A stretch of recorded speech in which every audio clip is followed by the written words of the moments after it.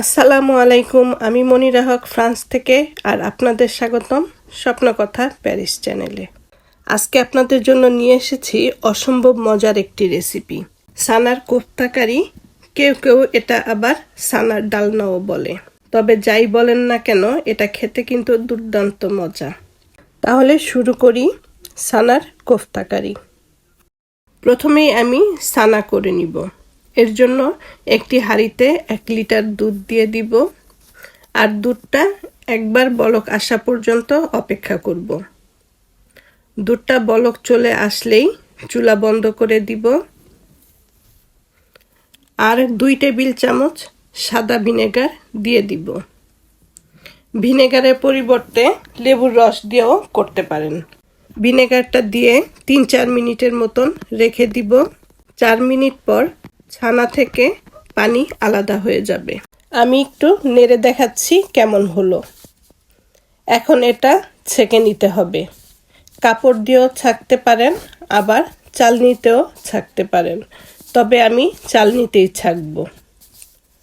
সব ঢেলে দিয়ে হালকা চামচ দিয়ে চাপ দিলেই পানিটা ঝরে পড়ে যাবে। বেশি চাপতে হবে না, এমনি রেখে দিলেই পানিটা পড়ে যাবে। পানিগুলো ঝরে পড়ার পর এখন ছানাটা একটি প্লেটে ঢেলে নিব। প্লেটে নিয়ে আগে ছানাটা ভালো করে মেখে নরম করে নিতে হবে। ছানা মাখার পর এখন এর মধ্যে দিয়ে দিব 1/2 চামচ কাশ্মীরি লাল মরিচের পাউডার। এটা না থাকলে নর্মাল শুকনো মরিচের পাউডারও দিতে পারেন। এরপরে দিব 1/2 চা চামচ জিরে গুঁড়ো, 1/2 চা চামচ গরম মশলা গুঁড়ো এবং সামান্য পরিমাণে লবণ। আর দিব 1 টেবিল চামচ ময়দা। ময়দাটা দিলে ছানার কোফতাগুলো ভাঙবে না। সব দেওয়ার পর ভালো করে মেখে মিশিয়ে নিব। সব মিশিয়ে নিয়ে ছোট ছোট ভাগ করে নিব কোফতা বা ডালনা বানানোর জন্য। এবার হাতে একটু তেল মেখে গোল গোল বানিয়ে চ্যাপ্টা করে নিব। এটা যে কোনো সাইজের বানাতে পারেন, লম্বা, গোল বা চপের মতন। 1 লিটার দুধ দিয়ে 16টা ডালনা হলো। এখন দেখতে যতটা ছোট মনে হচ্ছে, রান্নার পর কিন্তু আরেকটু বড় হবে।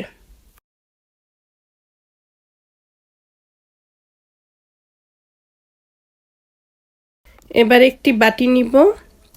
এর মধ্যে দিয়ে দিব 1/2 চা চামচ হলুদ গুঁড়ো, 1 চা চামচ মরিচ গুঁড়ো এবং 1 চা চামচ জিরে গুঁড়ো,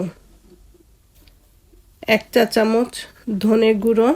এরপর সামান্য পানি দিয়ে মশলা গুলে নিব। শুকনো মশলাগুলো গোলানো হয়ে গেলে এর মধ্যে দিয়ে দিব 1 চা চামচ আদা বাটা। আর এই রান্নাটা করতে কোনো পেঁয়াজ ও রসুন লাগবে না। মশলাটা গুলিয়ে রেখে দিব। আর অন্যদিকে চুলায় একটি পাত্র বসিয়ে এর মধ্যে দিয়ে দিব তেল। তেলটা হালকা গরম হলেই ছানার কোফতা বা ডালনাগুলো এক এক করে সব দিয়ে হালকা করে ভেজে নিব। একটা সাইড হয়ে গেলে উল্টে দিব এবং অপর পাশটিও ভেজে নিব। আর খেয়াল রাখতে হবে এই ডালনাটা যেন বেশি ভাজা না হয়, জাস্ট হালকা ব্রাউন কালার হয়ে গেলেই তুলে নিব। এভাবে ভেজে কিন্তু বিকালের নাস্তায় খেতে পারেন। তো বিকালের নাস্তার জন্য করলে মশলার পরিমাণগুলো আরেকটু বেশি দিতে হবে। সবগুলো ডালনা ভাজা হওয়ার পরে তুলে নিব। আর এখান থেকে কিছুটা তেল তুলে নিব, কারণ এই একই হাঁড়িতে কোফতা রান্না করব। আর কোফতা রান্নার জন্য যতটুকু তেল লাগবে সেটুকুই রাখব। এই তেলের মধ্যে দিয়ে দিব জিরের ফোড়ন, সাথে 2টো তেজপাতা, 2 টুকরো দারচিনি, 2টো এলাচ ও 5টি লবঙ্গ। নেড়ে চেড়ে ফোড়নটা হয়ে গেলে দিয়ে দিব আলু। একটি আলু কেটে টুকরো টুকরো করে নিয়েছি। এই ফোড়নের মধ্যে আলুগুলো ভেজে নিব।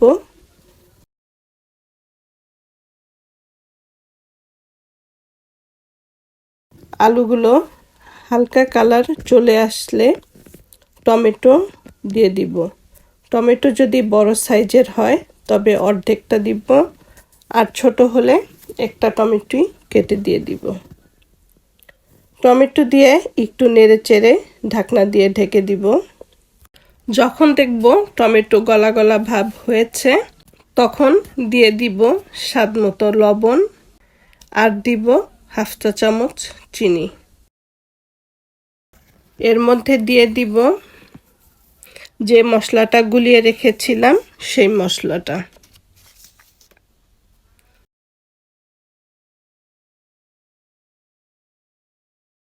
এই মশলাগুলো এখন ভালো করে কষিয়ে নিব।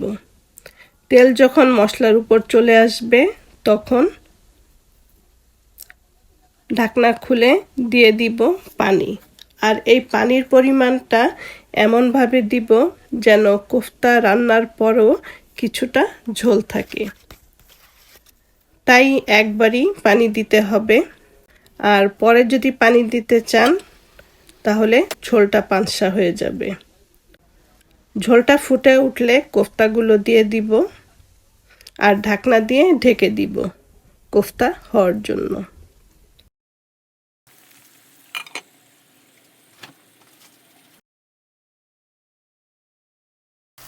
কিছুটা ঝোল থাকা অবস্থায় দিয়ে দিব 4-5টা কাঁচামরিচ, 1 টেবিল চামচ ঘি আর গরম মশলার গুঁড়ো দিয়ে 5 মিনিটের জন্য ঢেকে রাখব।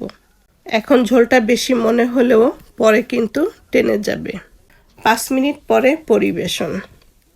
আর এই কোফতা কারি পোলাওর সাথে কিন্তু অসাধারণ মজা, অথবা গরম ভাতেও কিন্তু কম মজা নয়।